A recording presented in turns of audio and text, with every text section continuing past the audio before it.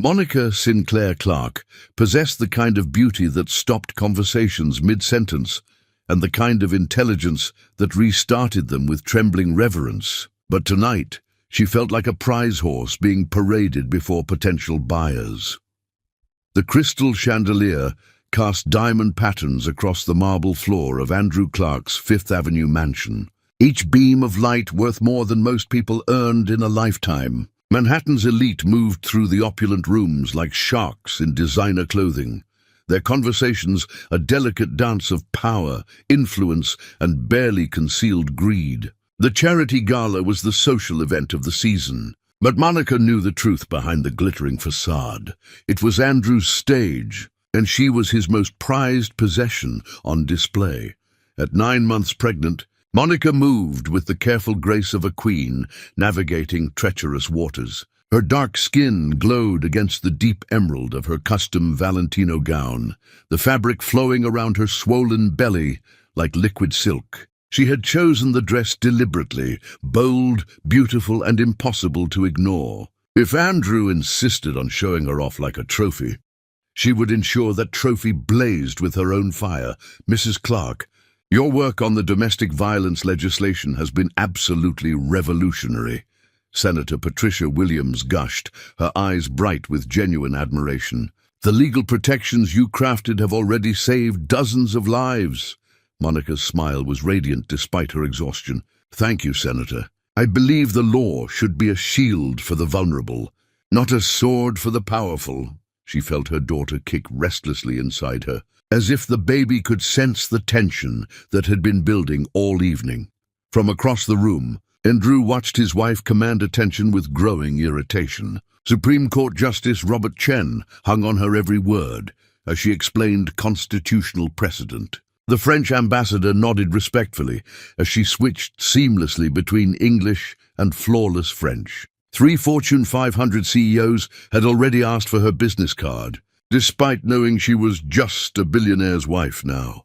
Magnificent woman. Your wife, commented Charles Rothschild, the banking dynasty heir. Harvard Law Review, wasn't she? Top of her class at Columbia? I heard she single-handedly restructured the Pemberton merger before you married her.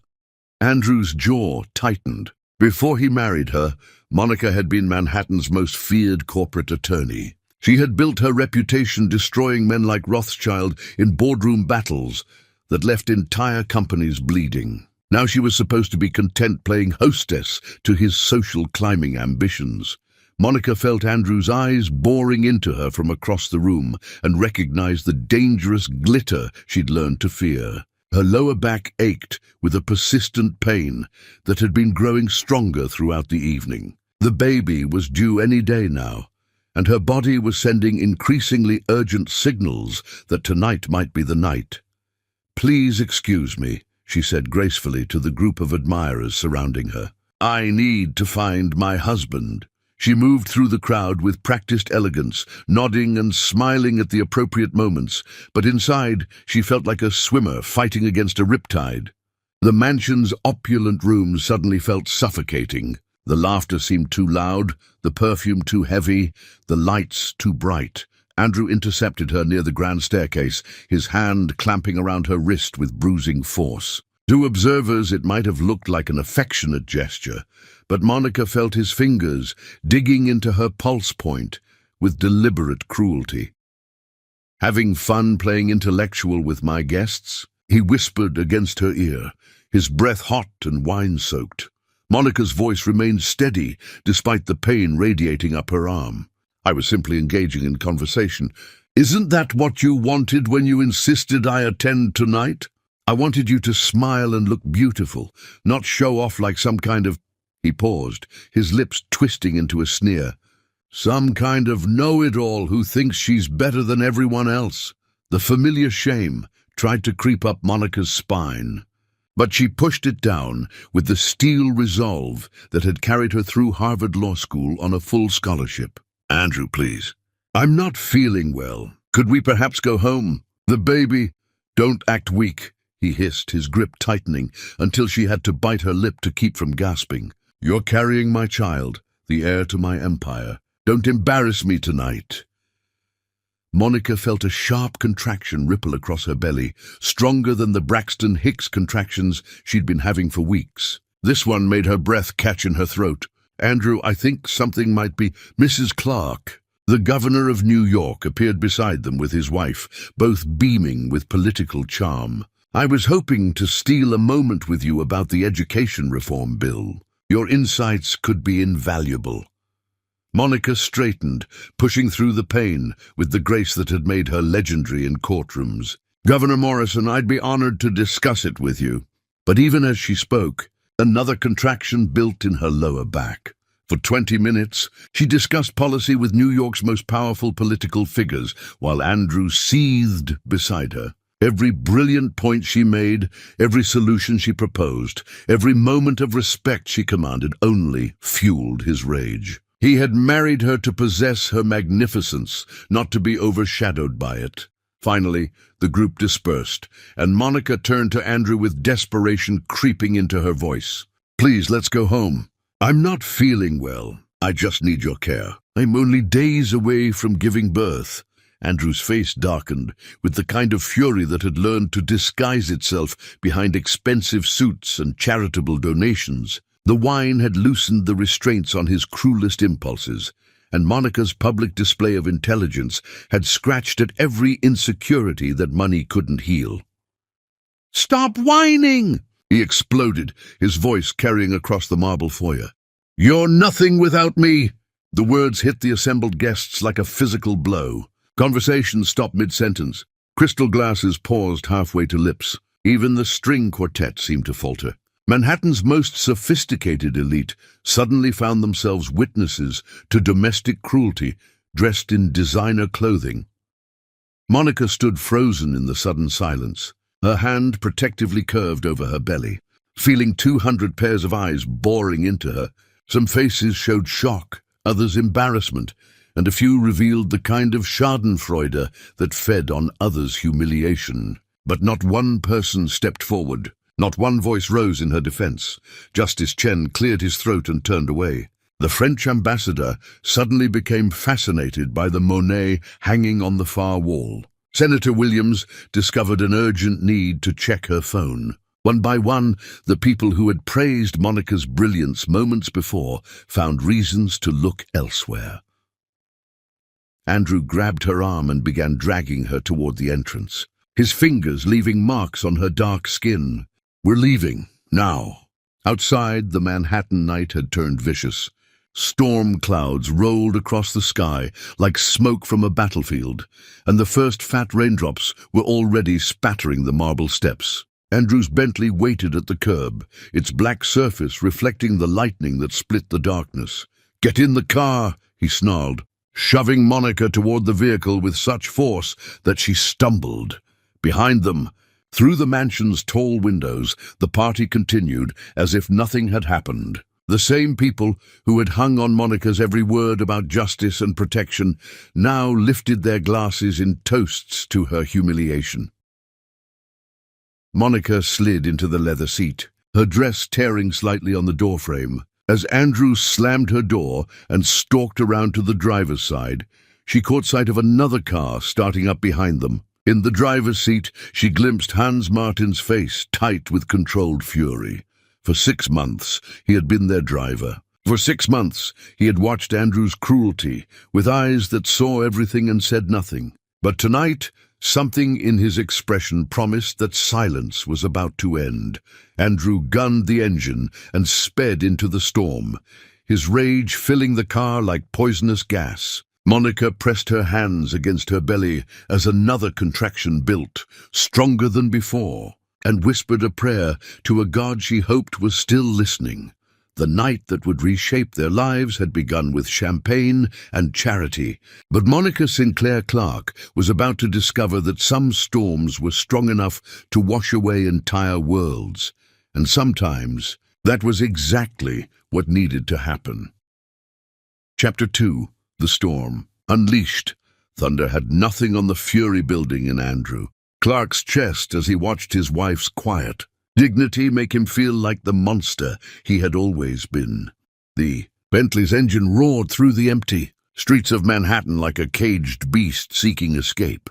Rain hammered against the windshield with increasing violence, each drop exploding like tiny grenades against the glass. Andrew gripped the steering wheel until his knuckles went white, his rage radiating through the car's interior like heat from a furnace.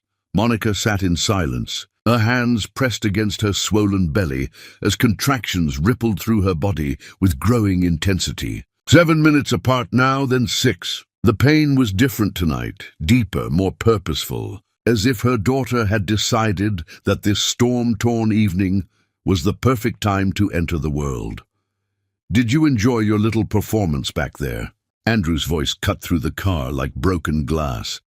"Playing intellectual with my guests? Making me look like a fool?" Monica kept her eyes fixed on the rain-streaked window, watching the city lights blur past in streams of gold and white. "I was being polite. You asked me to attend your party, and I attended. I asked you to be my wife, not my competition." The words exploded from him with such venom that Monica flinched. "Do you have any idea how it looks when my own wife shows me up in front of people who matter?" A contraction seized her then, strong enough to steal her breath. Monica doubled over slightly, her hand gripping the door handle as she waited for the pain to pass. When she could speak again, her voice was barely a whisper. "Andrew, please. The baby's coming. I think tonight might be... Everything is always about you, isn't it?" He snarled, jerking the wheel as he took a corner too fast. "Your career, your reputation, your comfort. What about what I need? What about what I've given you?" The speedometer climbed as Andrew's foot pressed harder on the accelerator. The Bentley flew through red lights and empty intersections, hydroplaning slightly on the rain-slicked asphalt. Monica gripped her seat, torn between fear of her husband's reckless driving and the increasing certainty that her body was preparing for labor, whether she was ready or not. Behind them, maintaining a careful distance, Hans Martin followed in the second car. His heart pounded as he watched Andrew's erratic driving, every dangerous turn and sudden acceleration sending ice through his veins. For 6 months, he had positioned himself as close as possible to Monica, accepting the role of chauffeur because proximity was the only protection he could offer. But tonight felt different. Tonight, Andrew's cruelty had shed its civilized mask in front of 200 witnesses. And the look in Monica's eyes when she'd climbed into the Bentley had spoken of a woman preparing for war. "I built you from nothing," Andrew continued, his voice rising above the storm's fury. "You were just another ambitious lawyer scratching for clients when I found you. I gave you my name, my world, my fortune, and this is how you repay me? By making me look small." Monica's breath caught as another contraction gripped her. This one lasted longer, radiating from her lower back around to her abdomen with iron-fisted intensity. When it passed, she found her voice somehow steady despite her fear. "I never asked you to make me small, Andrew. I never asked you to dim my light so yours could shine brighter." The words hit him like physical blows. Andrew's face contorted with rage so pure it was almost beautiful in its completeness. He had married Monica Sinclair because she was magnificent, brilliant, beautiful, untouchable. But somewhere in the 3 years since their wedding, her magnificence had become a daily reminder of his own mediocrity. "You want to be brilliant? You want to show everyone how smart you are?" His laughter was sharp enough to cut glass. "Let's see how brilliant you are when you don't have my money and my name protecting you." The Bentley suddenly swerved off the main highway onto a dark service road. Monica felt her heart skip as she realized they weren't headed home anymore. The road stretched ahead of them like a black ribbon, bordered by empty fields and abandoned warehouses. No streetlights, no other cars, just miles of nothing and the storm that seemed to grow stronger with every passing second. "Andrew, where are we going?" Monica tried to keep her voice level, but fear was creeping in around the edges. "The baby. If I'm in labor, I need to get to a hospital." "You need to learn a lesson," he said, his voice deadly quiet now. "You need to remember who you were before I lifted you up, and who you'll be if I decide to let you fall." Hans, following at a distance that allowed him to keep their taillights in sight, felt every muscle in his body coil with tension. The service road was deserted, the kind of place where terrible things happened and no one heard the screams. His foot pressed harder on the accelerator, closing the gap between their vehicles. Monica gasped as the strongest contraction yet rolled through her body. This time she couldn't hide her pain. A low moan escaped her lips as her hand instinctively pressed against her belly. The baby was definitely coming. Whether in an hour or 6 hours, labor had begun. "Please," she whispered, abandoning pride in favor of desperation. "Whatever you're planning, please don't do it tonight. If something happens to me, something could happen to your daughter." Andrew's laugh was the sound of something beautiful being destroyed. "My daughter will be fine. She's strong, like me. It's her mother I'm worried about. All this talk about being powerful and independent, but you've gotten soft, haven't you? Pampered. Forgotten what it's like to fight for survival." The Bentley's brakes screamed as Andrew suddenly slammed them, the car skidding to a stop on the gravel shoulder. Rain pounded the roof like 1,000 angry fists, and lightning split the sky so close Monica could smell the ozone.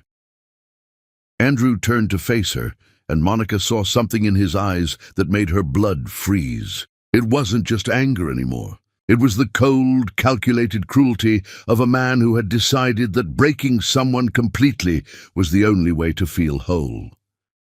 "Get out!"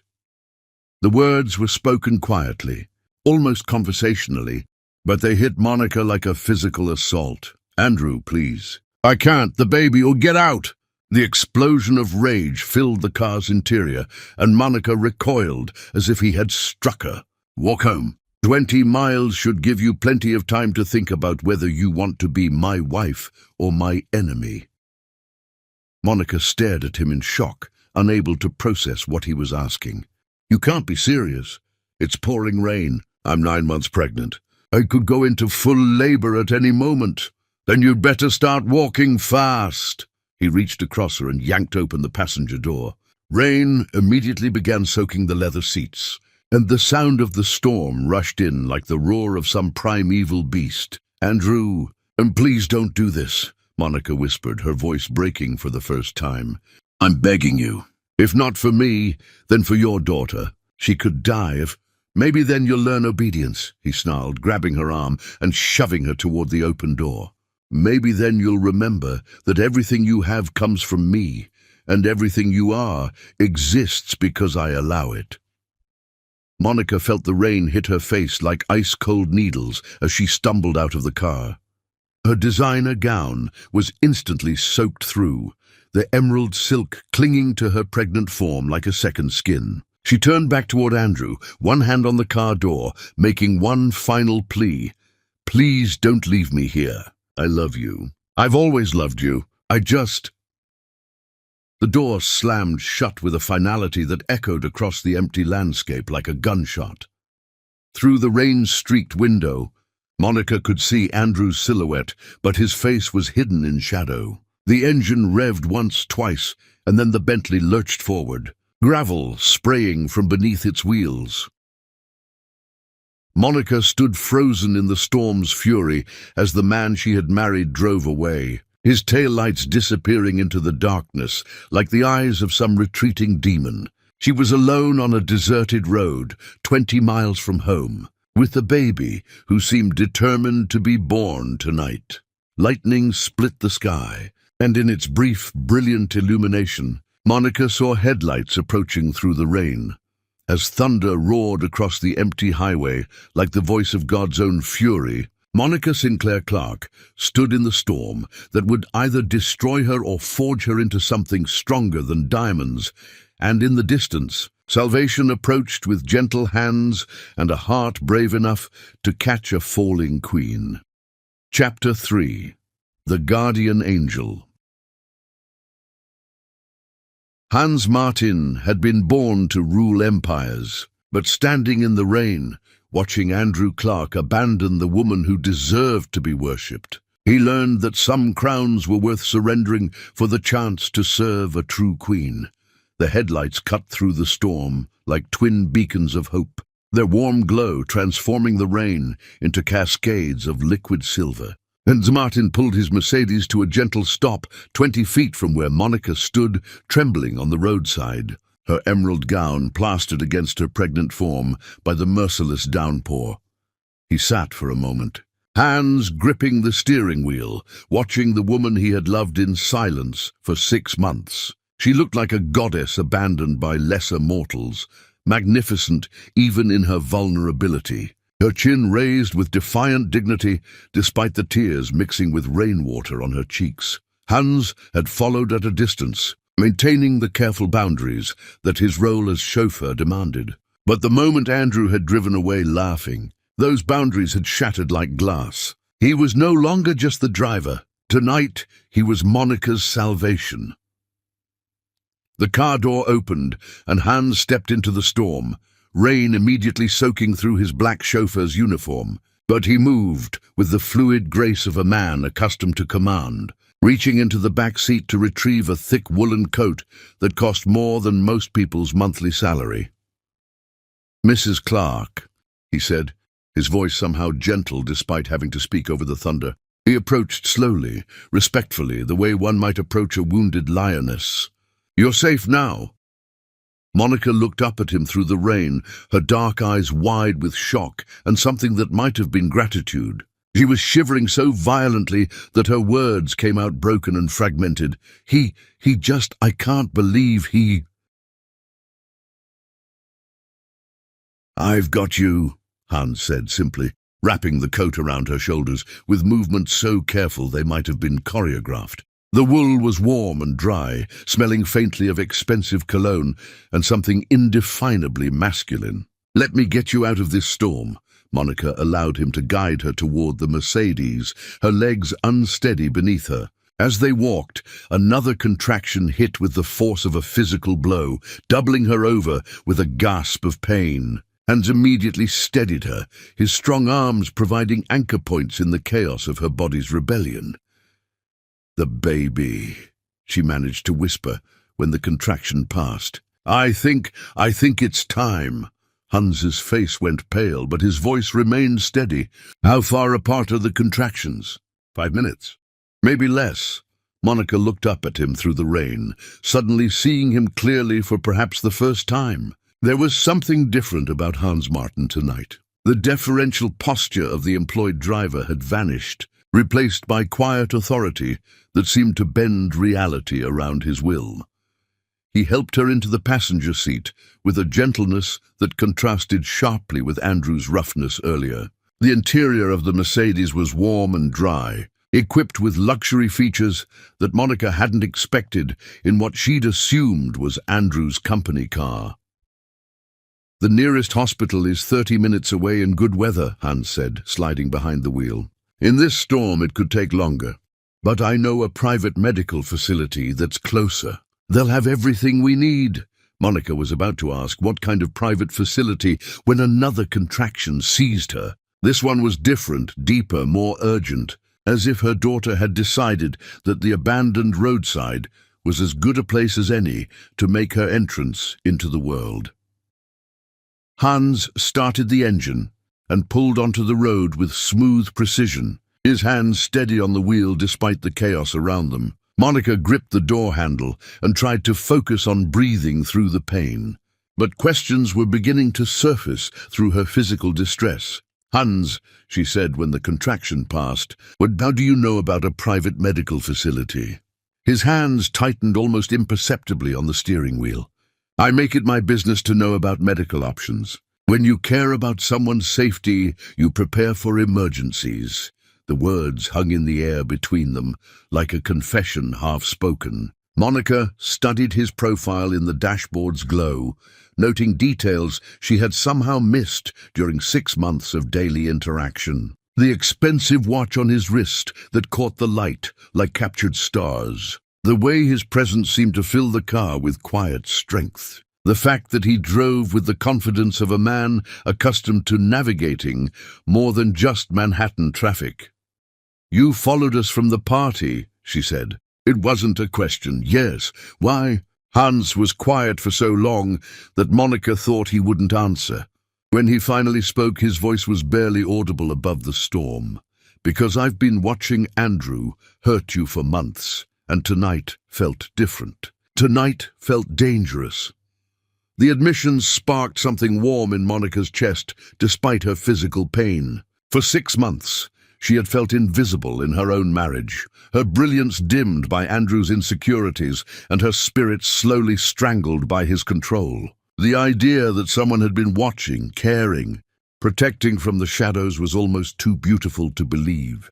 Another contraction built, this one so strong that Monica cried out despite her attempts at self-control. Her hand instinctively reached for support and found Hans's, his fingers immediately intertwining with hers with careful strength. "Breathe with me," he said, his voice steady and calm. "In through your nose, out through your mouth. You're stronger than the pain. You're stronger than anything that's ever tried to break you." Monica focused on his voice, using it as an anchor, while her body prepared for the monumental task ahead. When the contraction passed, she realized she was still holding his hand. She should have felt embarrassed, inappropriate, but instead she felt safer than she had in months. The Mercedes turned off the main road onto a tree-lined drive that Monica didn't recognize. Through the rain, she could see the outline of a large building with warm lights glowing in multiple windows. It looked more like a private estate than a medical facility. "Hans, where are we?" "Somewhere safe," he replied, pulling up to a covered entrance where 2 people in medical scrubs waited with a wheelchair despite the late hour. "Somewhere where you and your daughter will be protected and cared for properly."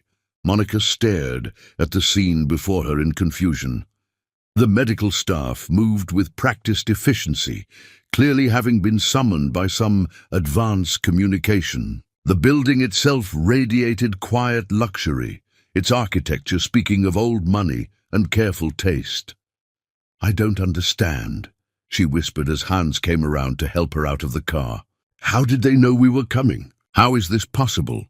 Hans paused, his hand on the car door, and looked at her with eyes that seemed to hold depths she was only beginning to fathom.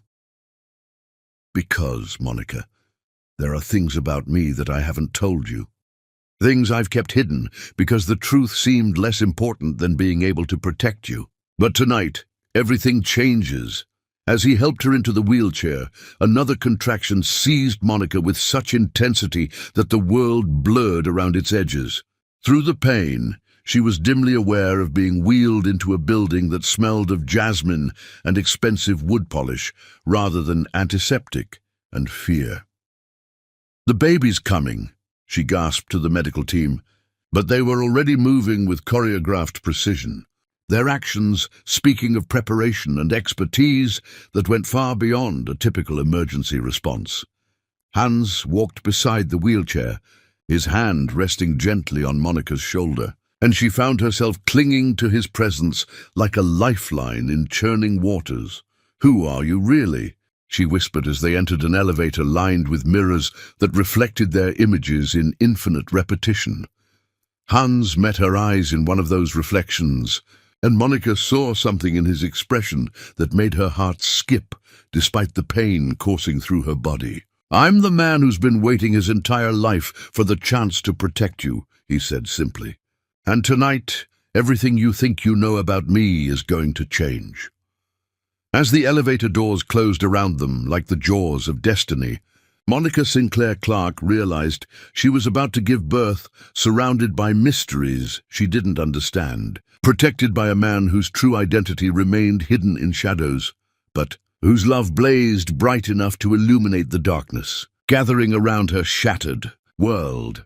Chapter 4, The Birth of Miracles. Some moments are so powerful they split time itself in half, creating a before and after that can never be rejoined. And as Monica Sinclair Clark entered the most beautiful room she had ever seen, she knew she was crossing a threshold that would transform everything. The medical suite looked like something from a billionaire's private dream. Warm wood paneling glowed under soft lighting that seemed to emanate from the walls themselves. Original artwork adorned the spaces between medical equipment that hummed with quiet efficiency. The bed was draped in linens that felt like silk beneath Monica's rain-soaked skin as the medical team helped her settle into position. Dr. Sarah Chen, a woman whose competence radiated from her very presence, performed her examination with gentle professionalism. "You're at 7 centimeters, Mrs. Clark. Your daughter has decided tonight is the night, and she's not interested in waiting." Monica gripped the bed rails as another contraction built, this one so intense it seemed to originate in her very soul. Through the pain, she was acutely aware of Hans standing just inside the doorway, his presence somehow both respectful and protective.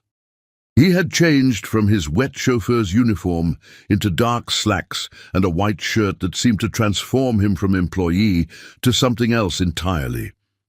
"How is this possible?" Monica gasped when the contraction passed. "This facility, these doctors, the equipment, and how did you arrange all of this?" Dr. Chen looked between Monica and Hans with understanding eyes. "Perhaps we should focus on your delivery first, and save the explanations for after we welcome your daughter into the world."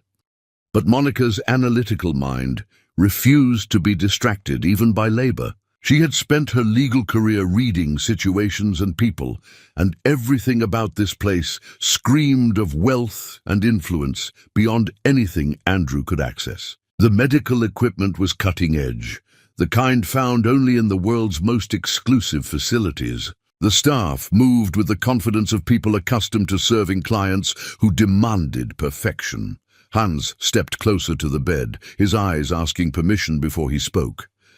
"Monica, I need you to trust me. Everything you need to know, I'll tell you. But right now, your daughter needs you to focus on bringing her safely into this world." Another contraction seized her, and this time Monica felt something fundamental shift in her body. The pain was no longer just pain. It had become purpose, drive, the engine that would deliver her child from the safety of the womb into the uncertainty of the world beyond. "She's coming," Dr. Chen announced, her voice carrying the excitement that accompanied every new life. "Monica, on the next contraction, I need you to push. And if you'd like to support her, please take her hand."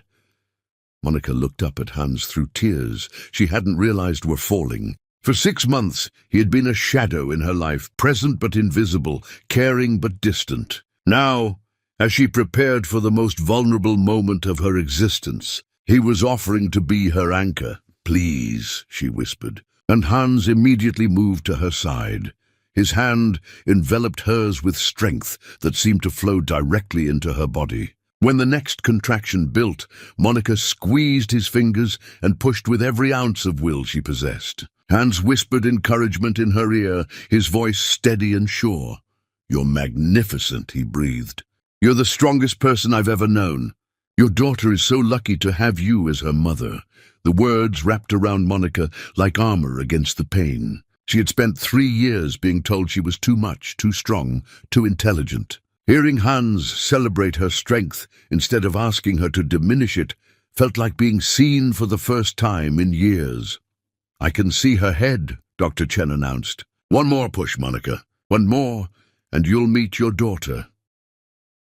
Monica bore down with everything she had, her entire existence focused on this single moment of creation. Hans's hand provided the strength she needed, his presence the safety that allowed her to be completely vulnerable. At 3:47 a.m., Area Michelle Clark entered the world with a cry that seemed to shake the very foundations of the building. She was perfect. 10 fingers, 10 toes, a head full of dark hair, and lungs that announced her displeasure at being evicted from her comfortable home. Dr. Chen placed the baby on Monica's chest, and time stopped. The pain, the exhaustion, the confusion about Hans's identity, the trauma of Andrew's abandonment, everything faded into insignificance compared to the miracle of the small person now lying against her heart. "Hello, beautiful girl," Monica whispered, her voice thick with wonder. "I'm your mama. I'm so sorry your daddy couldn't be here to meet you," but she looked up to find Hans, staring at the baby, with an expression of such pure awe that it took her breath away. Tears streamed down his face as he gazed at Arya with the wonder of a man witnessing something sacred. "She's perfect," he whispered, his voice breaking. "She's absolutely perfect." Something in his tone made Monica's heart skip. Hans was looking at Arya, not with the polite interest of an employee witnessing his employer's personal moment, but with the profound emotion of someone deeply invested in both mother and child. "Would you like to hold her?" Monica asked, the words surprising her even as she spoke them. Hans's eyes widened. "Are you sure? I don't want to intrude." "Please," Monica said simply. "I'd like you to meet her properly." With movements so gentle they might have been choreographed by angels, Hans accepted Arya into his arms. The baby, who'd been fussing slightly, immediately settled against his chest with a contented sigh. Hans looked down at her with an expression that spoke of promises being made, vows being taken, a heart being claimed by someone who weighed less than 8 pounds but wielded infinite power. "I'll protect you," he whispered to the baby. His voice so soft Monica almost missed the words, "I'll protect both of you. Always." The weight of his promise settled over the room like a blessing. Monica watched this mysterious man hold her daughter with reverence that brought fresh tears to her eyes. Whatever secrets Hans was keeping, whatever truth he had yet to reveal, she could see his soul in the way he cradled Arya. "Hans," she said quietly, "I need to know who you really are. My daughter deserves to understand the man who helped bring her into the world." Hans looked at her over Arya's sleeping form, and Monica saw him reach some internal decision. The careful mask he had worn for 6 months began to crack, revealing glimpses of something far more complex beneath. "My name is Hans Friedrich Martin," he said simply. "My family has owned significant real estate holdings across Europe for 4 centuries. I'm worth approximately $12 billion, and I became your driver because watching Andrew hurt you from a distance became unbearable." Monica stared at him in shock, her mind struggling to process this revelation. "You're a billionaire? But why would you? How could you?" "Because proximity was the only protection I could offer," Hans interrupted gently. "Because seeing you diminished and controlled and treated as less than the extraordinary woman you are became more painful than surrendering my public identity." Before Monica could respond, the sound of shouting echoed from somewhere in the building. Heavy footsteps pounded down hallways, growing closer with each passing second. "That's Andrew," Monica whispered, her body tensing with familiar fear. Hans immediately handed Arya back to Monica and moved toward the door, his entire bearing transforming from gentle caregiver to something altogether more dangerous. "No one gets through that door without my permission," he said, his voice carrying an authority that Monica had never heard before. "You've given birth to your daughter in safety, and that safety will continue for as long as I draw breath." The door burst open, and Andrew Clark stumbled in, reeking of alcohol and rage, his expensive suit wrinkled and his eyes wild with something that might have been panic or fury or both. "You dared to give birth without me?" He snarled at Monica, completely ignoring Hans's presence. "My daughter, my heir, and you bring her into the world in some secret location like she's something to be hidden." As Andrew raised his hand with the clear intention of striking the mother of his newborn child, and Martin stepped between them with the fluid grace of a man born to protect queens, and Monica realized that the fairy tale was far from over. The dragon had just arrived, and her prince was about to reveal exactly what kind of power he wielded when the people he loved were threatened. Chapter 5. The Dragon's Fury. Violence was the language. Andrew Clark spoke most fluently, but he was about to discover that some men were born speaking dialects of power he had never learned to comprehend. Andrew's hand never reached its target, and stepped between husband and wife with movements so swift they seemed almost supernatural. his fingers closing around Andrew's wrist with the kind of strength that could crush bones without visible effort. "Don't touch her," Hans said, his voice carrying a deadly calm that made the room's temperature seem to drop 10 degrees. Andrew tried to jerk his hand free, but Hans's grip held firm. For the first time in his adult life, Andrew found himself physically overpowered by another man, and the shock of it sobered him more effectively than any amount of coffee could have managed. "How dare you?" Andrew sputtered, his face flushing red with humiliation. "How dare a useless driver lay hands on me in front of my wife and child?" Monica pressed baby Aria closer to her chest, the infant's warmth providing comfort against the chill of fear that had entered the room with Andrew's arrival. She had seen her husband angry before, had endured his cruelty in private moments when his mask slipped, but this felt different. This felt like the prelude to real violence. Hans released Andrew's wrist with deliberate care, but he didn't step back. If anything, he seemed to grow larger, his presence expanding to fill the space between Andrew and the bed, where Monica held their daughter. "I am many things, Mr. Clark, but useless is not one of them," Hans said, his accent carrying traces of European aristocracy that Monica had never noticed before. "And right now, I am the only thing standing between you and a mistake that would destroy what remains of your pathetic excuse for a life."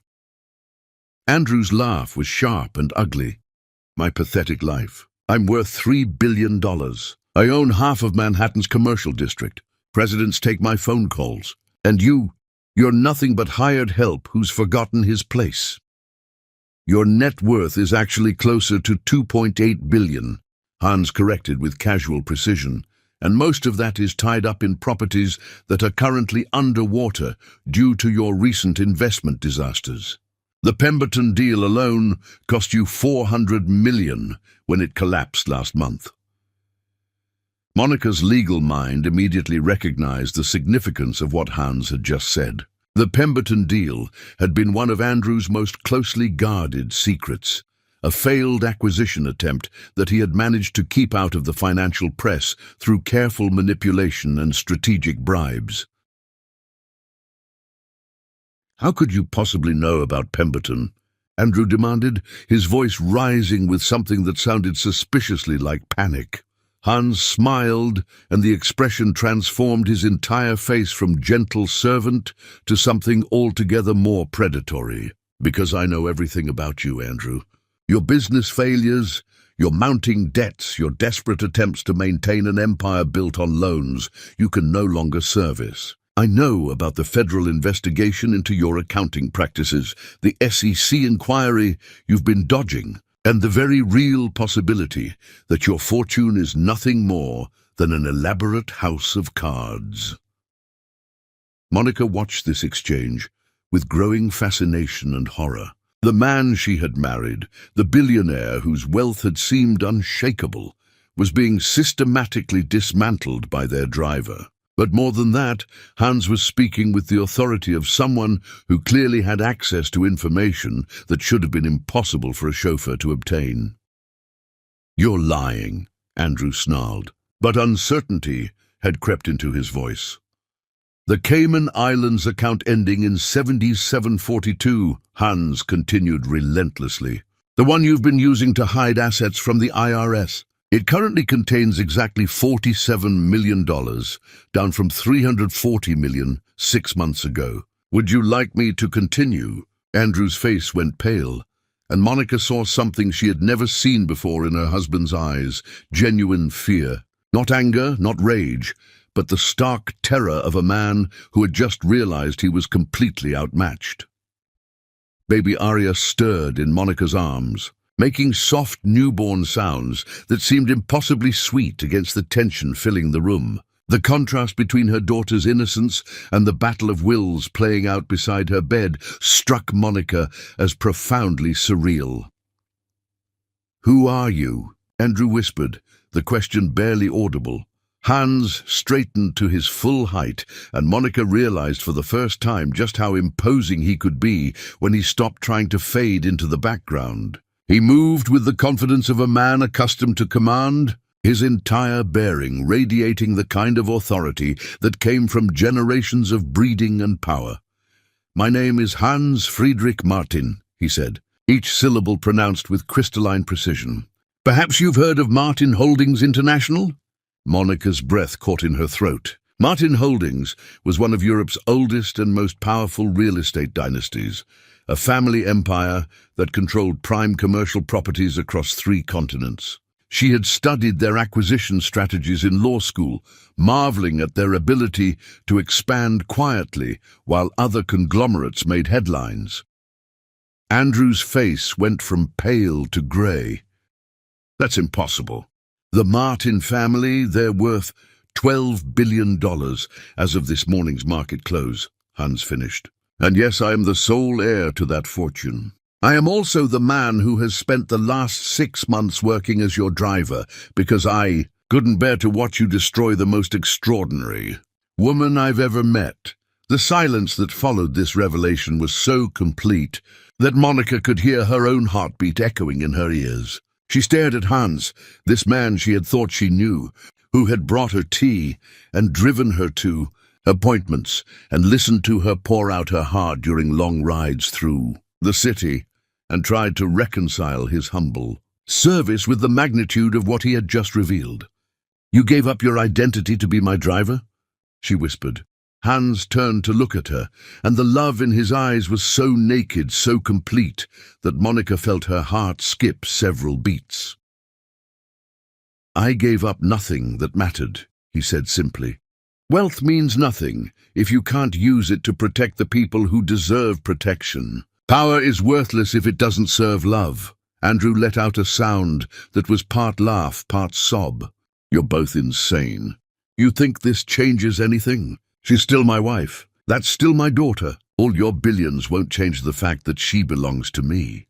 The words struck Monica like physical blows, but instead of the familiar shame and fear they usually inspired, she felt something else rising in her chest. Fury, pure, clean rage at being discussed like property, at being reduced to a possession that could be owned and controlled. "I belong to myself," she said, her voice carrying the same steel that had once made corporate executives tremble in boardroom battles. "And Arya belongs to no one but herself. We are not your property, Andrew. We never were." Andrew spun toward her, his face twisting with renewed rage. "Without me, you're nothing. I made you. I gave you everything you have. You gave me nothing I hadn't already earned," Monica replied, her voice growing stronger with each word. "I was successful before I met you. I was brilliant before I met you. I was powerful before I met you. All you did was convince me to hide those things to make you feel bigger." Hans stepped closer to Andrew, and Monica could see the coiled violence in his muscles, the barely restrained power of a man who had reached the absolute limit of his patience. "You have exactly 10 seconds to leave this room," Hans said quietly. "If you're still here when I finish counting, I will personally ensure that every federal agency investigating your business practices receives detailed files about your activities." "You're bluffing," Andrew said, but he was already backing toward the door. 7, 6, 5. "This isn't over," Andrew snarled, pointing at Monica. "She's my wife. That child carries my name. You can't just steal my family." 2, 1. Andrew turned and fled, his expensive shoes slipping on the polished floor in his haste to escape. The door slammed behind him with a sound like thunder, leaving the room suddenly blissfully quiet. Monica looked down at Arya, who had slept peacefully through the entire confrontation, then up at Hans, who was visibly struggling to control the adrenaline still coursing through his system. "Is it true?" she asked softly. "Everything you told him about his finances?" Hans nodded grimly. "Andrew is 3 months away from bankruptcy. His empire is collapsing, and he's been using increasingly desperate measures to hide it. Within 6 months, he'll lose everything." Monica absorbed this information with the analytical part of her mind, while her heart processed the larger implications. "And you knew all of this when you became our driver?" "I knew some of it. I learned the rest while protecting you. Protecting me from what? Hans met her eyes, and Monica saw depths of concern she was only beginning to understand.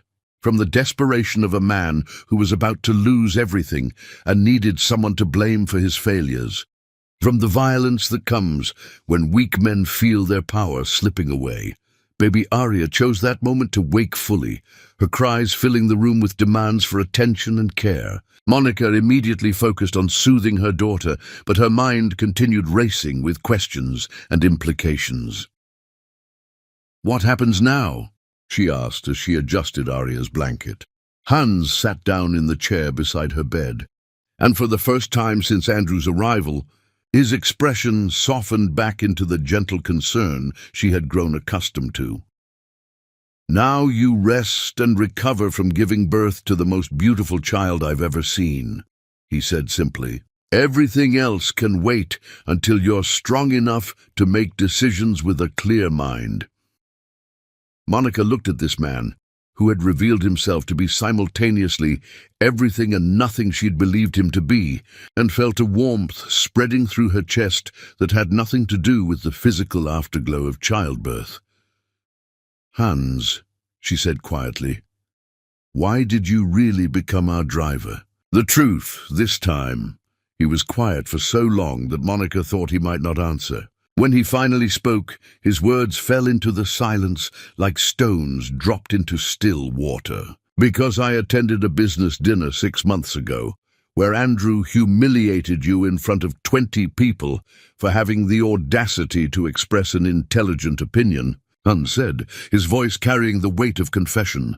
"Because I watched you shrink into yourself afterward, watched your light dim, and I realized I would rather spend my life as a servant in your presence than as a king in a world where women like you are treated as ornaments rather than the extraordinary human beings you are." The words hung between them like a bridge spanning an impossible distance, and Monica felt herself standing at the threshold of something that could change her life forever. "What you're describing sounds like love," she whispered. Hans met her eyes without flinching. "Yes," he said simply, "it does." As Monica held her daughter and stared into the eyes of a man who had surrendered everything to protect her, she realized that fairy tales were not stories about perfect people living perfect lives. They were stories about broken people finding the courage to rebuild their worlds around love.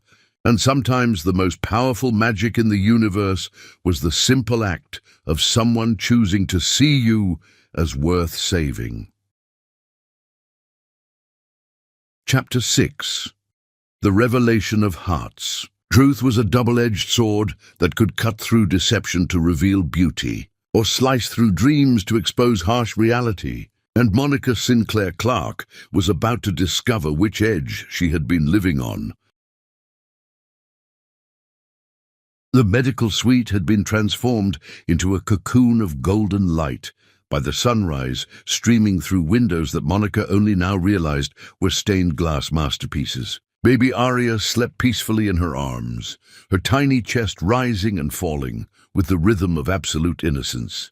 While Monica tried to process the earth-shattering revelations of the past few hours, Hans had moved to the window and stood silhouetted against the morning light, his profile sharp and aristocratic in a way that Monica wondered how she had missed during 6 months of daily interaction. Everything about him seemed different now, his posture straighter, his presence more commanding, as if revealing his true identity had allowed him to inhabit his full power. "I have so many questions," Monica said, her voice hoarse from the exertion of labor and the emotional upheaval of the night. "I don't even know where to begin." Hans turned from the window, and Monica saw vulnerability in his expression that surprised her. For all his revealed wealth and power, he looked like a man standing at the edge of a cliff, uncertain whether the ground ahead would hold his weight. "Ask me anything," he said simply. "After everything you've been through, you deserve complete honesty." Monica adjusted Arya's blanket with gentle precision, using the familiar motion to organize her thoughts. Her legal training had taught her to approach complex situations systematically, but nothing in her education had prepared her for interrogating a secret billionaire who had masqueraded as her driver out of love. "The apartment you live in," she began, "the modest place in Queens that Andrew pays for as part of your employment package, is a property I purchased 3 years ago under an assumed name," Hans finished. "I've maintained residences around the world, but that apartment became home because it allowed me to be close to you." "And your background? The references Andrew checked when he hired you?" Hans had the grace to look slightly embarrassed. "My security team created an entire identity, complete with employment history and references who would vouch for Hans Martin, the chauffeur. It's not difficult when you have sufficient resources and motivation." Monica felt a laugh bubble up from somewhere deep in her chest. Not humor exactly, but a kind of stunned appreciation for the elaborate lengths Hans had gone to in order to position himself as her protector. "You created fake references to become a servant in my household. I created whatever was necessary to ensure your safety," Hans replied, his tone carrying no shame, only conviction. "Andrew's treatment of you was becoming increasingly erratic. I needed to be close enough to intervene if necessary." The weight of that revelation settled over Monica like a heavy blanket. For 6 months, she had thought herself utterly alone in her marriage, trapped in golden chains, with no one who understood her situation. To learn that someone had been watching, caring, preparing to help, had been there all along, felt like discovering she had been carrying a winning lottery ticket without knowing it. "You said you attended a business dinner where Andrew humiliated me," she said, her voice carefully neutral. "Which dinner?" Hans closed his eyes as if the memory caused physical pain. "The Thornfield acquisition celebration at the plaza. You had prepared an analysis of the regulatory implications that was brilliant. Absolutely brilliant. When you tried to share it, Andrew cut you off mid-sentence and told you that the men were talking business, and perhaps you should find something more appropriate to discuss with the wives." Monica remembered that night with crystalline clarity. The shame of being dismissed so publicly. The way every person at that table had suddenly found their wine glasses fascinating rather than meet her eyes. She had excused herself to the ladies' room and cried for 10 minutes before returning to sit in silence for the rest of the evening. "You were there?" "I was supposed to be meeting with Thornfield's board about a property acquisition the following week," Hans explained. "Instead, I watched the most intelligent person in the room be silenced and diminished. And I realized I couldn't stand by and do nothing anymore. So you became my driver. So I became whatever I needed to be to protect you." Monica looked down at Arya, who had begun making small suckling motions in her sleep, clearly dreaming of her next feeding. The baby's presence provided an anchor of reality in a conversation that felt increasingly surreal.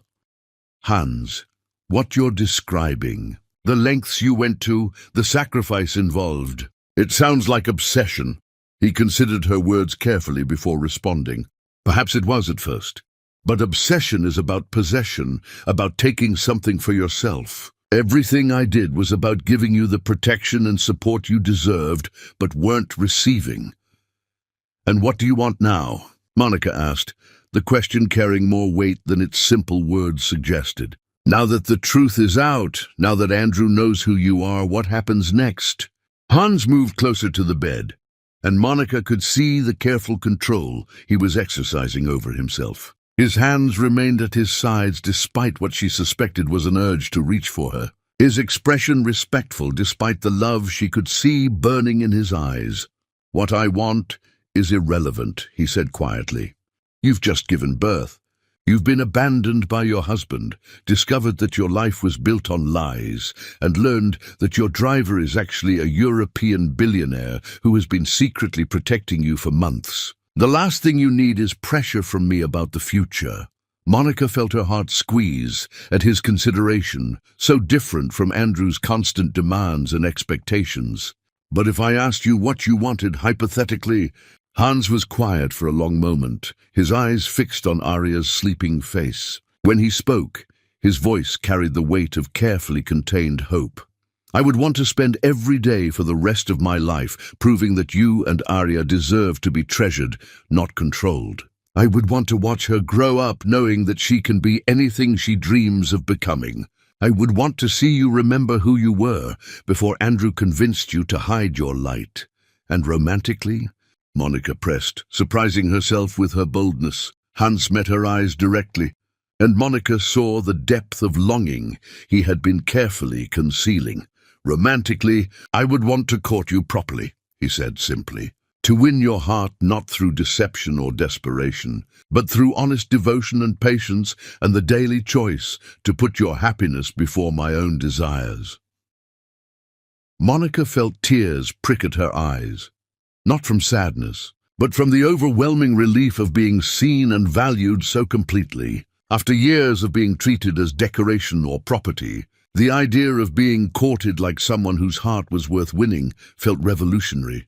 Before she could respond, the sound of footsteps approached the door. Dr. Chen entered with a gentle knock, her professional demeanor providing a welcome return to practical concerns. "How are mother and baby doing this morning?" she asked, moving to check on Arya with practiced efficiency. "Better than expected," Monica replied, surprised to realize it was true. Despite the trauma of the night, despite the confusion about the future, she felt stronger than she had in months. Dr. Chen completed her examination of both Monica and Arya with thorough professionalism. "Everything looks excellent. Monica, you've recovered remarkably well from a very fast labor. Arya is perfect, healthy, alert, and clearly ready to take on the world. When can we go home?" Monica asked, then stopped as she realized she wasn't sure where home was anymore. Hans stepped forward, his voice gentle but sure. "You're welcome to stay here as long as you need. This facility is equipped for extended recovery, and you'll be completely safe while you decide what comes next." Dr. Chen nodded approvingly. "I'd recommend at least another day of observation, just to be safe. First babies can be unpredictable, and you've both been through significant stress." After Dr. Chen left, Monica found herself alone with Hans and 1,000 unspoken questions. Arya stirred in her arms, beginning to show signs of hunger, and Monica felt the familiar tug of maternal responsibility that transcended every other concern. "I should feed her," she said. "Of course. I'll give you privacy." "Stay," Monica said, the words surprising them both. "Please, I don't want to be alone right now." Hans settled back into his chair, averting his eyes respectfully as Monica adjusted her hospital gown to nurse Arya. The baby latched immediately, her tiny fist gripping Monica's finger with surprising strength. "She's going to be formidable," Hans observed with a smile. "Like her mother," Monica replied, then paused as she heard her own words. It had been so long since she had acknowledged her own strength that claiming it felt almost foreign. "Exactly like her mother," Hans agreed, and the pride in his voice made Monica's heart skip. They sat in comfortable silence while Arya nursed, the morning sun painting the room in shades of gold and possibility. Monica studied Hans's face, noting details she had somehow missed during 6 months of daily interaction. The aristocratic bone structure that spoke of centuries of breeding, the expensive watch that should have been a giveaway, the way he carried himself when he forgot to diminish his presence. "I was so blind," she murmured. "You were surviving," Hans corrected gently. "And when you're focused on enduring each day, it's easy to miss details that seem unimportant to your immediate safety." Monica considered this, recognizing the truth in his assessment. For 3 years, she had been in survival mode, using all her energy to navigate Andrew's moods and minimize his cruelty. There had been no mental space left for analyzing her driver's subtle inconsistencies. "What happens when Andrew comes back?" she asked. "Because he will come back." Hans's expression hardened slightly. "Andrew is about to become very busy with federal investigators and bankruptcy proceedings. I suspect his interest in fighting for custody will diminish significantly when he realizes how much legal trouble he's facing. You're going to destroy him. I'm going to allow him to destroy himself with his own actions, Hans corrected. I'm simply ensuring that the appropriate authorities have access to accurate information about his business practices. Monica felt a complex mixture of emotions at the thought of Andrew's downfall. Relief, certainly, but also a strange sadness for the man she had once believed she loved, before his insecurities had curdled that love into something toxic. And after that, Hans met her eyes with an expression that managed to be both hopeful and patient. After that, you choose your own future, with complete freedom, complete support, and no pressure from anyone, including me, about what that future should look like. As Monica sat in the golden morning light, nursing her daughter, while a secret prince promised her the freedom to choose her own destiny, she realized that sometimes the most powerful magic in the world was simply having someone believe you deserved better than the life you had been settling for. Chapter 7. The Awakening. Storm.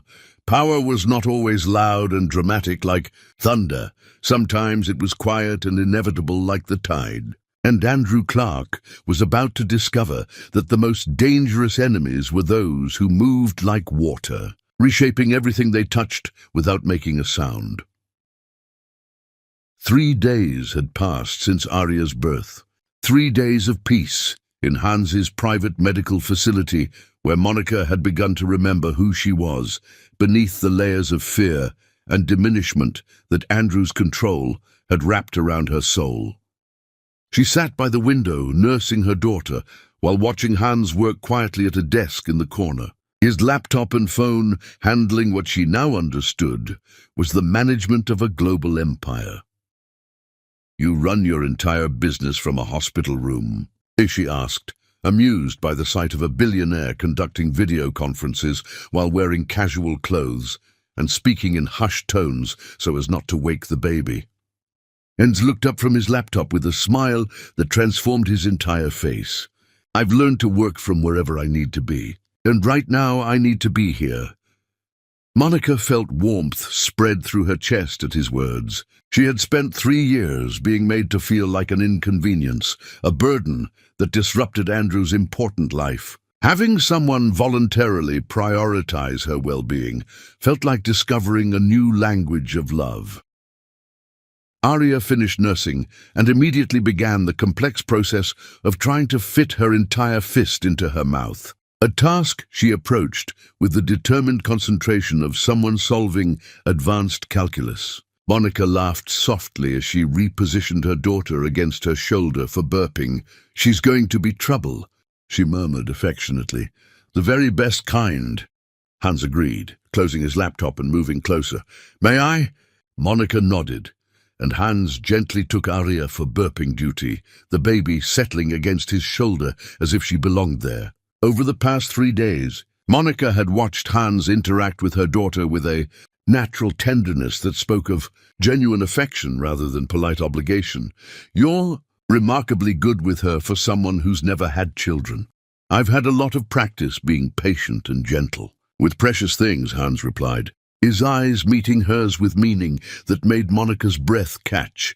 "And I've been preparing for this role for longer than you might imagine." Before Monica could ask what he meant by that cryptic statement, the sound of raised voices echoed from somewhere in the building. Hans immediately tensed, his protective instincts clearly triggered by any potential threat to their sanctuary. "What is that?"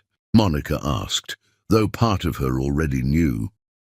Hans handed Arya back to her mother and moved toward the door with the fluid grace of someone accustomed to handling dangerous situations. "Security is informing someone that they cannot enter this facility without permission. Andrew." Most likely. Monica felt familiar fear begin to creep up her spine, but alongside it was something new. Anger at having her peaceful recovery disrupted by a man who had already done enough damage. "What does he want?" To reassert control over what he considers his property, Hans replied grimly. But he's about to learn that the rules have changed significantly since he abandoned you in a storm. The voices grew closer, and Monica could make out Andrew's furious tones among the calmer responses of security personnel. He was demanding to see his wife and child, threatening lawsuits and police intervention, wielding his wealth and status like weapons against people who had clearly dealt with entitled rich men before. "I'm not ready for this," Monica whispered, her arms tightening protectively around Arya. Hans immediately returned to her side, his presence radiating the kind of steady strength that made Monica feel safer just by proximity. "You don't have to face him until you're ready," he said quietly. "I can handle this." "No," Monica surprised herself by saying. "I need to face him myself. I need to stop running from confrontations that are inevitable." Hans studied her face with concern. "Are you sure? You've been through tremendous physical and emotional trauma. There's no shame in needing more time." Monica looked down at her daughter, who had fallen asleep in her arms with the absolute trust that only babies possessed. Arya would grow up watching how her mother handled conflict, learning from Monica's example what it meant to be a strong woman in a world that often preferred women to be small and quiet. "I'm sure," she said, her voice carrying conviction that surprised them both. "But I want you there with me, always," Hans replied simply. The door burst open before security could prevent it, and Andrew strode in wearing a wrinkled suit and the kind of desperate rage that came from a man whose carefully constructed world was collapsing around him. Behind him, 2 security guards apologized to Hans with expressions that suggested they had tried to prevent this intrusion. "It's all right," Hans told them calmly. "Mr. Clark can have 5 minutes to say whatever he came to say." Andrew's laugh was sharp and ugly. "How generous of the help to give me permission to speak to my own wife." Monica felt her spine straighten as she looked at Andrew for the first time in 3 days. Away from his influence, rested and recovering in safety, she saw him with clarity that shocked her. The man she had once thought larger than life now looked diminished. His expensive clothes couldn't hide the weakness in his posture. His bravado couldn't mask the fear in his eyes. "Hello, Andrew," she said, her voice steady despite the racing of her heart. "I've come to take you home," he announced, as if her preferences were irrelevant to the discussion. "This ridiculous charade has gone on long enough. You've had your dramatic moment, proven whatever point you were trying to make. But now it's time to return to reality." Monica tilted her head slightly, studying him with the analytical gaze she had once used to dissect opposing counsel's arguments in court. "And what reality is that? The reality where you're my wife and that baby is my daughter and this man," Andrew gestured dismissively at Hans, "is nothing but hired help who has forgotten his place." "Actually," Monica said, her voice carrying a hint of the steel that had once made corporate executives nervous, "the reality is that you abandoned your pregnant wife on a deserted highway during a storm. The reality is that I gave birth without you because you chose alcohol and ego over your family. The reality is that Hans is the reason your daughter and I are both alive." Andrew's face flushed red with anger and humiliation. "You're being dramatic. I was teaching you a lesson about respect and gratitude. I never intended for you to actually walk 20 miles. But you did intend to leave me there long enough to be afraid, cold, and alone," Monica replied, her voice growing stronger with each word. "You intended to punish me for having the audacity to be intelligent in public. You embarrassed me in front of important people. I existed as myself instead of as your accessory, and that threatened you." Monica shifted Arya to one arm and used her free hand to smooth down her daughter's dark hair. "This is exactly why I can't come home with you, Andrew. You don't want a wife, you want a beautiful object that enhances your image." Andrew's gaze flickered between Monica and Hans, and she could see him calculating, trying to find an angle that would give him leverage in a situation where he was rapidly losing control. "Fine," he said, his voice turning coldly manipulative. "If you want to play house with the help, that's your choice. But my daughter comes with me." Monica felt ice flood her veins, but alongside the fear was a mother's fury that blazed hotter than any emotion she had ever experienced. "Your daughter?" she repeated, her voice deceptively quiet. "Your daughter, who you called worthless for not being born male. Your daughter, who you refused to hold because she represented failure to produce your perfect heir." I was upset. Andrew backtracked quickly, clearly recognizing that he had miscalculated. New fathers say things they don't mean, but she's still my child, and legally, you have no rights to a child you attempted to endanger through your reckless abandonment of her pregnant mother, Hans interjected, his voice carrying an authority that made Andrew step back involuntarily. Andrew whirled to face Hans, his desperation manifesting as rage. "You think your money makes you important? You think pretending to be noble changes what you are? You're nothing but a stalker who manipulated his way into my family." "I'm the man who saved your wife and daughter's lives," Hans replied calmly. "I'm also the man who has detailed documentation of your business practices, your financial irregularities, and your pattern of domestic abuse." The color drained from Andrew's face. "You can't prove domestic abuse. I never laid a hand on her. Emotional abuse, financial control, public humiliation, and ultimately endangerment of a pregnant woman," Hans listed methodically. "All documented, all witnessed, all sufficient to terminate your parental rights permanently." Monica watched this exchange with growing amazement at Hans's preparation and strategic thinking. While she had been surviving day by day in her marriage, he had been quietly building a case that could protect her and Arya from Andrew's revenge. "You want to fight for custody?" Monica asked Andrew, her voice carrying a new edge of confidence.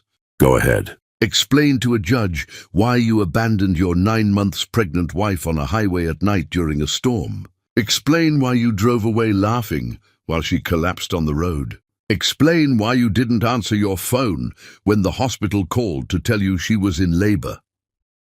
Andrew's mouth opened and closed soundlessly, and Monica realized he had no defense for his actions because there was no defense.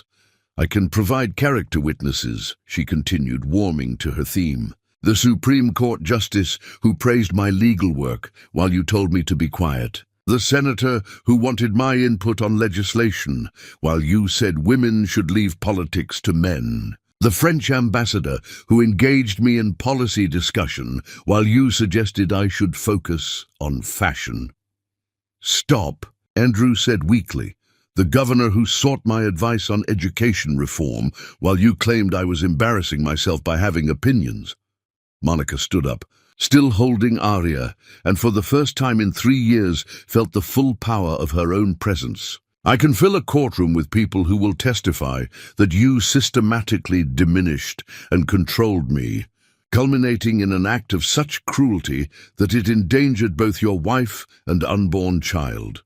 Andrew stared at her as if seeing her for the first time, and Monica realized that perhaps he was. For years, she had been diminished by his treatment, had allowed herself to become smaller to accommodate his insecurities. Now, standing in her full power, with her daughter in her arms and a man beside her who saw her strength as something to celebrate rather than suppress, she felt like herself again. "You can't take her from me," Andrew whispered. And for the first time, he sounded less like a threat and more like a plea.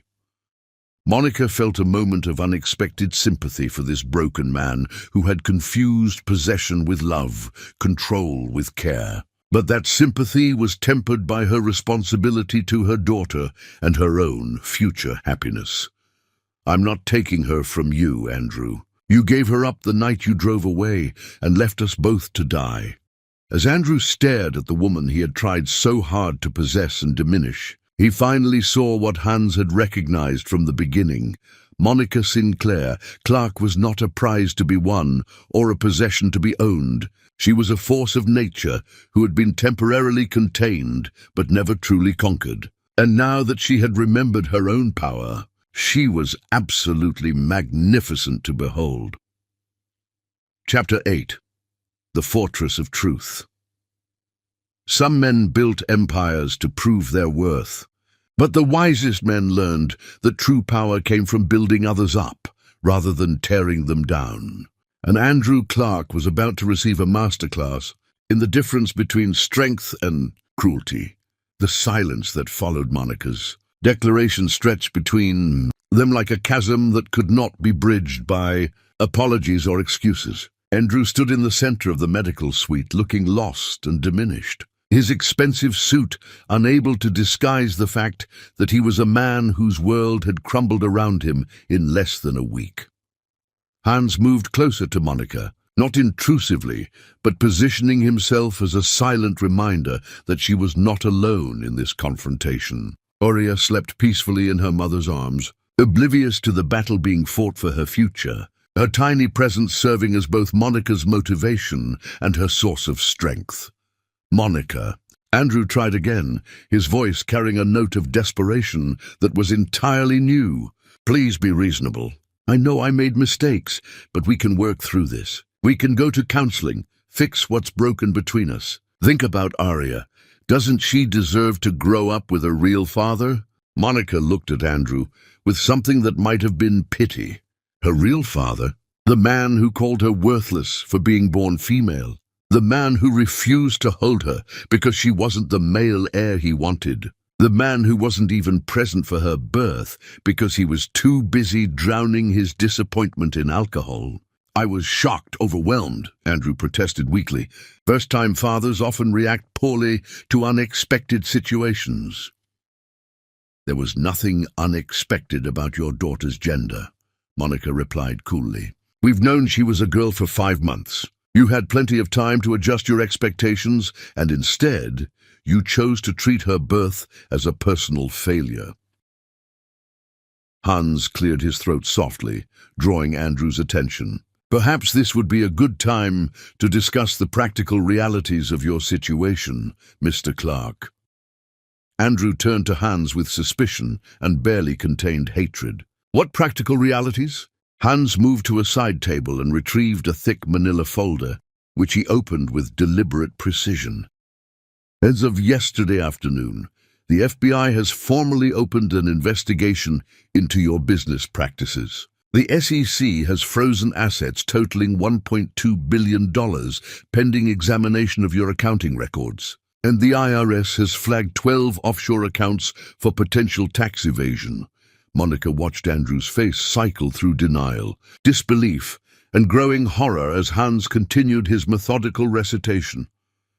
The Pemberton deal you thought you had successfully hidden. The investigators have already traced the shell companies you used to launder the bribes. The Cayman Islands accounts, frozen as of this morning. The Manhattan penthouse you purchased with what appear to be illegally obtained funds, currently being valued for potential seizure.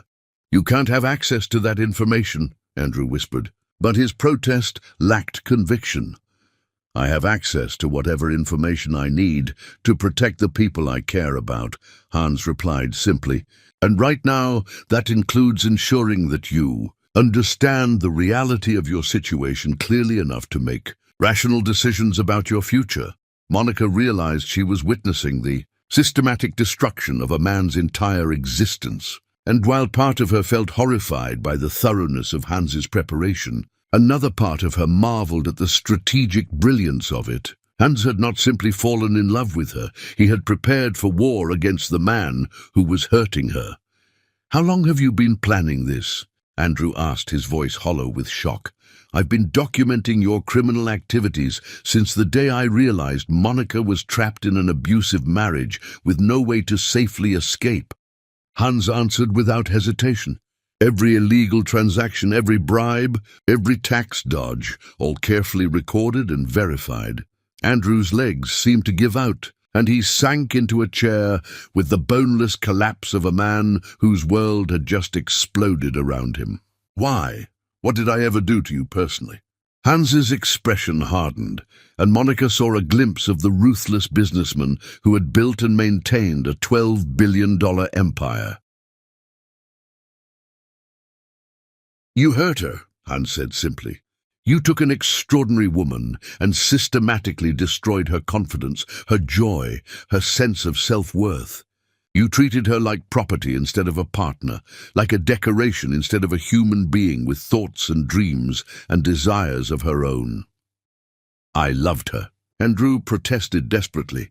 You possessed her, Hans corrected coldly. Love builds people up. Love celebrates their achievements. Love protects them from harm. What you practiced was ownership, control, and ultimately, abuse. Monica felt tears prick at her eyes as she listened to Hans articulate feelings she had struggled to understand during 3 years of increasingly toxic marriage. She had known something was wrong, had felt her spirit withering under Andrew's treatment, but his gaslighting had made her question her own perceptions. Andrew, she said quietly, drawing his attention back to her, do you remember the last time you celebrated one of my achievements? The last time you seemed genuinely happy about my success? Andrew opened his mouth to answer, then closed it as he apparently realized he couldn't remember any such instance. Do you remember the last time you asked about my feelings? My dreams, what I wanted for our future together? Again, silence. Do you remember the last time you made love to me instead of simply taking what you wanted? Andrew's face crumpled, and Monica saw him finally beginning to understand the magnitude of what he had destroyed through his selfishness and insecurity. I can change, he whispered. I can be better. Give me another chance, please. Monica looked down at Arya, who chose that moment to open her dark eyes and gaze up at her mother with the trusting innocence that only babies possessed. Everything Monica did going forward would be measured against the question of what was best for this small person who depended on her completely. The problem isn't whether you can change, Andrew, she said gently. The problem is that I've changed. I've remembered who I am when I'm not walking on eggshells, trying not to threaten your ego.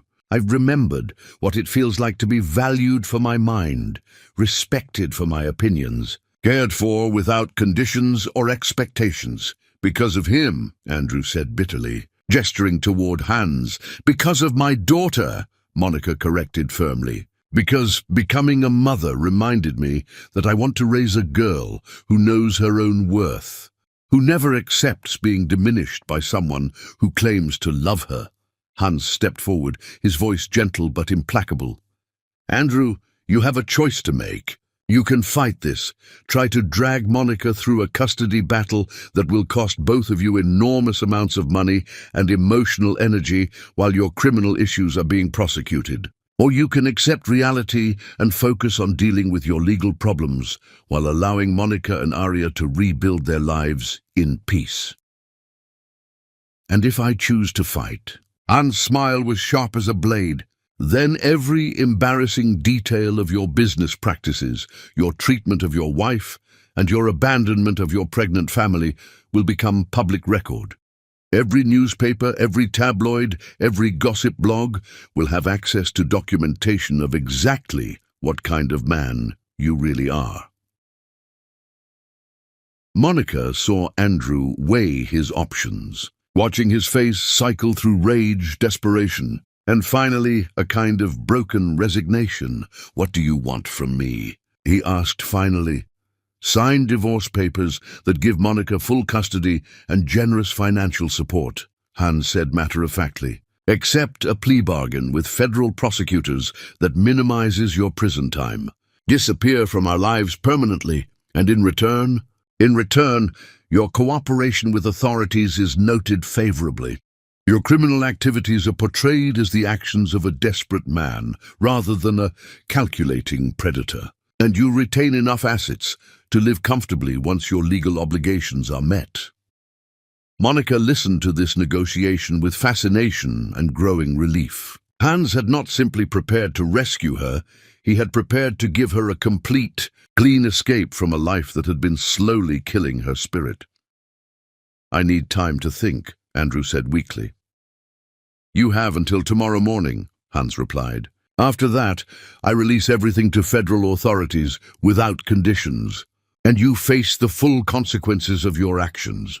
Andrew stood up unsteadily, his movements those of a man who had aged years in the space of hours. He looked at Monica one last time, and she saw something in his eyes that might have been genuine regret. "I did love you," he said quietly. "I just didn't know how to love you properly." Monica felt her heart squeeze with unexpected compassion. "I know you did in your way, but your way of loving was slowly destroying me, and I can't let that happen to our daughter." Andrew nodded slowly, then turned and walked out of the room without another word. The sound of his footsteps fading down the hallway seemed to carry with it the last remnants of Monica's old life. Hans closed the folder and set it aside, then turned to Monica with an expression of concern and gentle inquiry. "Are you all right?" he asked. Monica considered the question seriously. She had just watched the complete destruction of her husband's life and empire. She had confronted the man who had controlled and diminished her for 3 years. She had claimed her daughter's future and her own freedom in the space of a single conversation. "I'm better than all right," she said finally, surprised by the truth of it. "I'm free." Arya chose that moment to make a small sound of contentment, and Monica realized her daughter had slept peacefully through the entire confrontation, safe in her mother's arms and surrounded by people who would protect her from the storms of the world. "What happens now?" Monica asked. Hans moved closer, his expression hopeful but carefully respectful. "Now you rest and recover and decide what you want your new life to look like. Everything is possible, Monica, everything." As Monica sat in the golden afternoon light, holding her daughter and looking into the eyes of a man who had moved mountains to set her free, she realized that sometimes the end of one story was just the beginning of something infinitely more beautiful, and she was finally ready to write her own happy ending. Chapter 9, The Phoenix Rises. Freedom was not a destination but a daily choice, and Monica Sinclair Clarke was about to discover that the most beautiful thing about breaking chains was not the relief of their absence, but the incredible lightness of remembering how to fly. 6 weeks had passed since Andrew's world collapsed around him. 6 weeks during which Monica had slowly emerged from the protective cocoon of Hans's medical facility into a larger world that seemed full of possibilities she had forgotten existed. She stood now in the sunlit nursery of Hans's Bavarian castle, watching Arya sleep peacefully in a crib carved from wood so old and beautiful it seemed like something from a fairy tale. The castle itself was a revelation, not the cold, imposing fortress Monica had imagined when Hans first mentioned it, but a warm, living space where centuries of family history blended seamlessly with modern comfort. Ancient tapestries hung beside contemporary art, and medieval stone walls housed state-of-the-art technology that ran the estate with invisible efficiency. "She's grown so much," Hans observed softly, joining Monica at the cribside. Over the weeks of recovery, he had become a constant, gentle presence in their lives, never presuming, always supportive, treating Arya with the devotion of someone who had already claimed her as his own. "She has," Monica agreed, reaching down to adjust the baby's blanket. "Sometimes I look at her and can barely believe she's real, that she's mine. Yours and perfect in every way," Hans said, his voice carrying the warmth that had become as familiar to Monica as her own heartbeat. Monica turned from the crib to look out the tall windows that offered a breathtaking view of the Bavarian Alps. Snow-capped peaks rose against a sky so blue it seemed painted, and the sight filled her with a peace she hadn't experienced since childhood. Here, surrounded by beauty and safety, she had begun to remember who she was beneath the layers of fear and diminishment that her marriage had wrapped around her soul. "Hans," she said, her voice carrying a weight that made him turn toward her with immediate attention. "We need to talk about the future." She saw something flicker in his eyes, hope mixed with apprehension, but his expression remained carefully neutral. "Of course, whatever you need to discuss." Monica moved to the window seat, settling herself on cushions that had been positioned to take advantage of the spectacular view. Vince followed, sitting at a respectful distance that somehow managed to feel both considerate and intimate. "Andrew signed the papers yesterday," she began. "Full custody to me, generous financial support, and a complete relinquishment of any claim to visitation or involvement in Arya's life. How do you feel about that?" Monica considered the question carefully. "Relieved, sad, grateful, it's complicated." She paused, watching clouds drift past the mountain peaks. "Part of me feels guilty that Arya will grow up without knowing her biological father. And the other part? The other part knows that sometimes the most loving thing you can do for a child is protect them from people who would damage their sense of self-worth."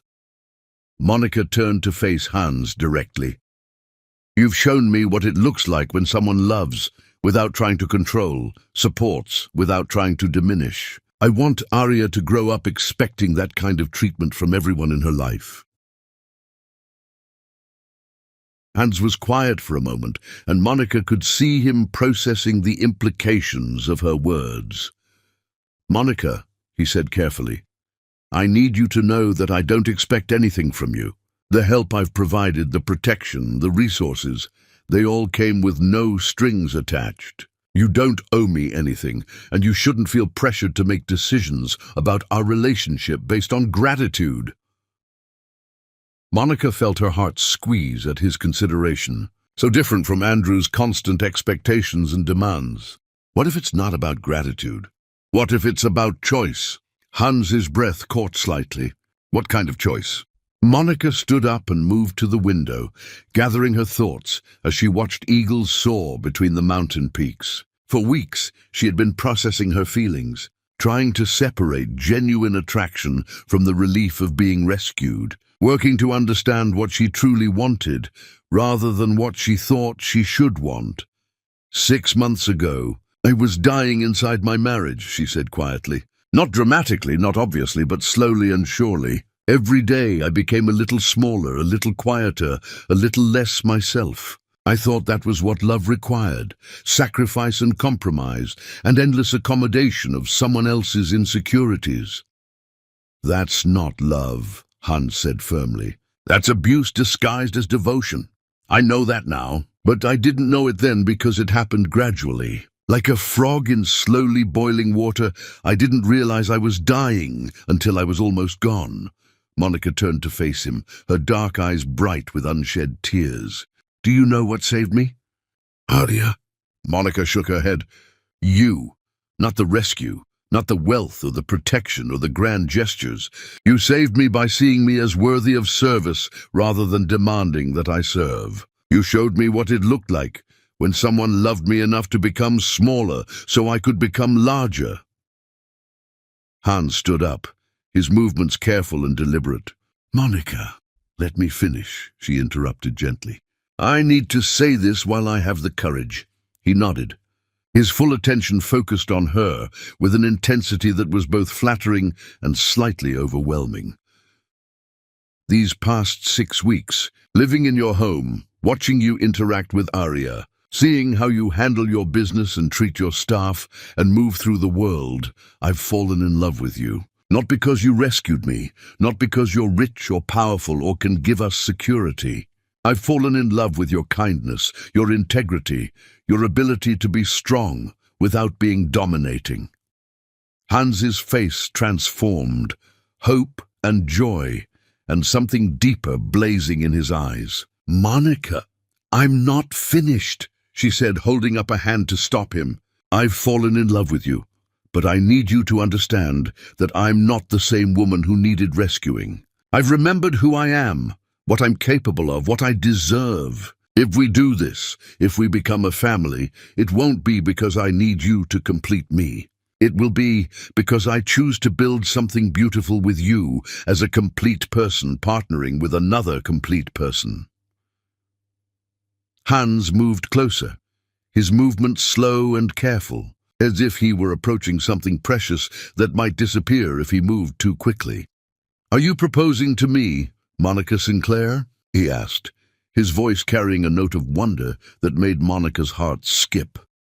"I'm proposing that we stop pretending we're just friends," she replied, her own voice catching slightly. "I'm proposing that we acknowledge what's been growing between us and see where it leads." Hans reached out slowly, giving her every opportunity to pull away, and gently cupped her face in his hands. His touch was warm and sure, carrying none of the possessiveness that had characterized Andrew's physical affection. "I have loved you since the first moment I saw you," he said quietly. "I will love you for the rest of my life, whether you choose me or not. But if you're willing to try building something together, I promise you that every day I will work to deserve the gift of your trust." Monica leaned into his touch, feeling safe and cherished and powerful all at the same time. "Then stop asking my permission and kiss me," she whispered. Hans's smile was radiant as he leaned down to press his lips to hers. The kiss was gentle and reverent, full of months of restrained longing and careful respect. Monica felt something inside her chest open like a flower turning toward the sun, and she realized this was what it felt like to be loved properly, not possessed, not controlled, but celebrated and cherished and supported in becoming the fullest version of herself. From the crib across the room, Arya made a soft sound of contentment, as if she approved of this new development in her small world.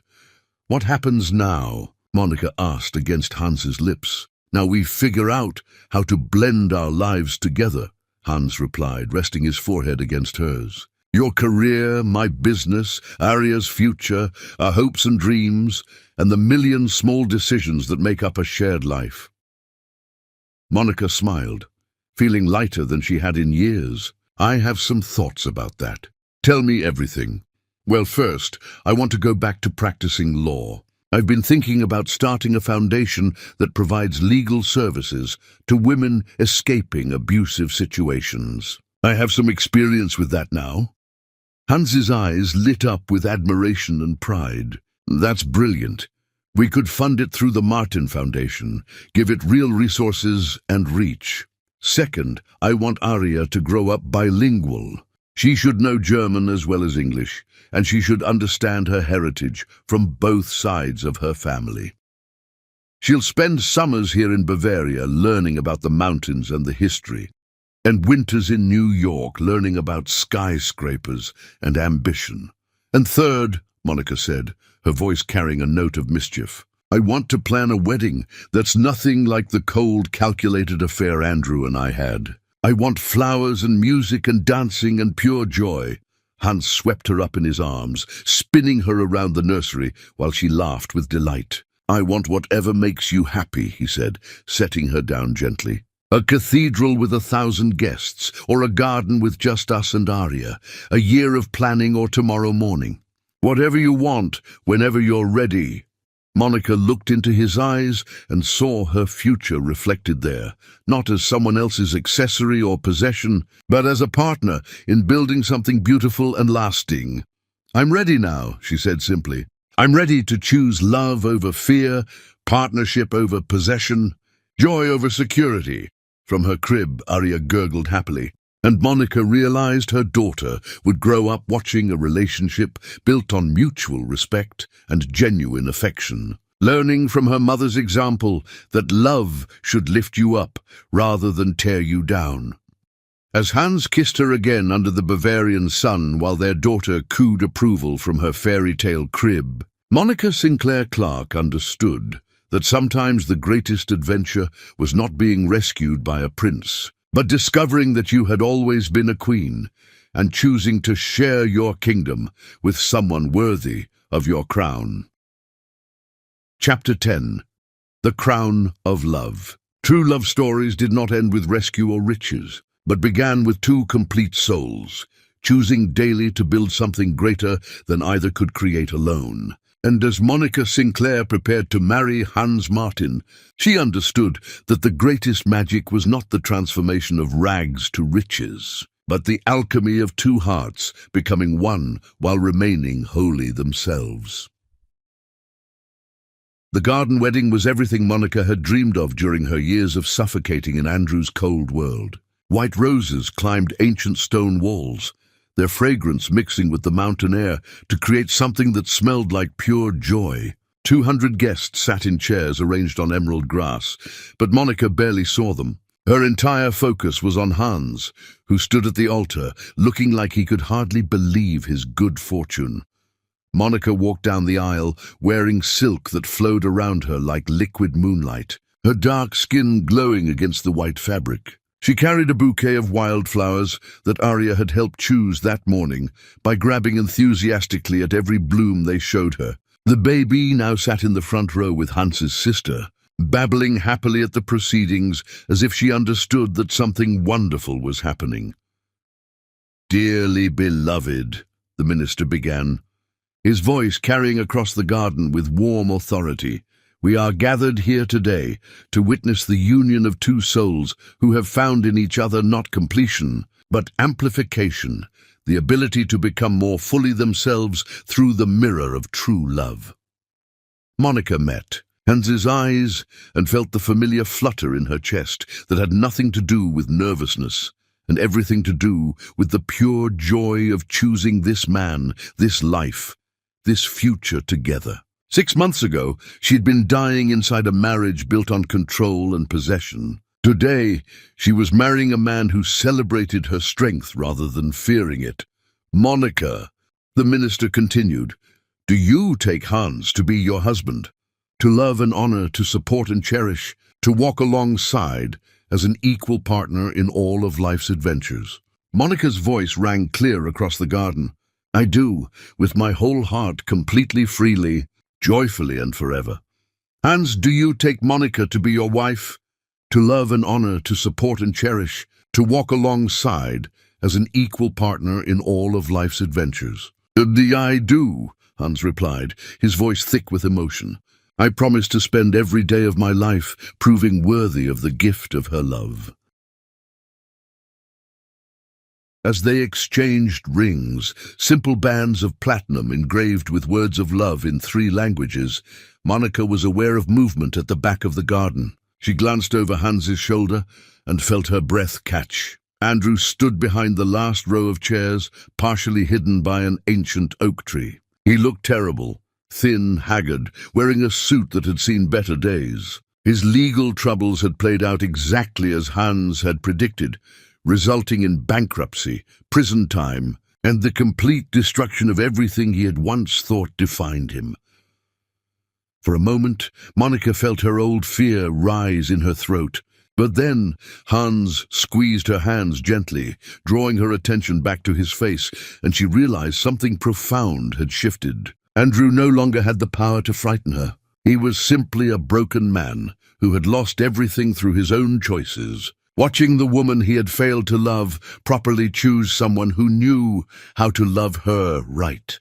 "You may kiss your bride," the minister announced. Hans kissed Monica with all the reverence of a man who had waited his entire life for this moment. And Monica kissed him back with the joy of a woman who had finally found her home. The garden erupted in applause and cheers, but all Monica could hear was her own heart singing with happiness. As they turned to face their guests as husband and wife, Monica glanced once more toward the oak tree. Andrew was still there, and in the late afternoon sunlight she could see tears streaming down his face. He raised one hand in what might have been a gesture of farewell or blessing, then turned and walked away through the trees. Monica felt a moment of unexpected sadness for the man Andrew might have been if he had learned to love without controlling, to support without diminishing. But that sadness was overwhelmed by gratitude for the man beside her, who had shown her what real love looked like. The reception flowed seamlessly from ceremony to celebration. Tables groaned under the weight of food, prepared by chefs who understood that a wedding feast should nourish both body and soul. A string quartet played, while guests talked and laughed and toasted the bride and groom with champagne that tasted like liquid sunshine. Monica danced her first dance as Hans's wife to music that seemed to have been composed specifically for this moment. This garden, this perfect convergence of two lives choosing to become one. Hans held her with careful reverence, his touch communicating love and respect and the promise of a lifetime of such moments. "Are you happy?" he whispered against her ear as they swayed to the music. Monica looked around at the garden filled with people celebrating their love, at Arya sleeping peacefully in her godmother's arms, at the mountains rising beyond the castle walls like ancient guardians of their happiness. "I'm more than happy," she whispered back. "I'm home." As the evening progressed, Monica found herself surrounded by well-wishers and friends, but her favorite moment came when she stepped away from the crowd to nurse Arya in the quiet privacy of the castle's library. Hans found her there, sitting in a leather chair beside a window that overlooked their wedding garden. "How's our daughter?" he asked, settling into the chair beside them. Monica looked up at him with wonder. "Our daughter? I love the sound of that. She's going to grow up thinking fairy tales are real," Hans observed, gently stroking Arya's tiny hand as she nursed. "Maybe they are," Monica replied.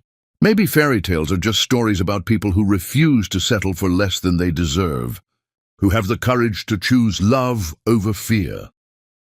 Hans leaned over to kiss Monica's forehead, then Arya's. "In that case, we're living in the very best kind of fairy tale."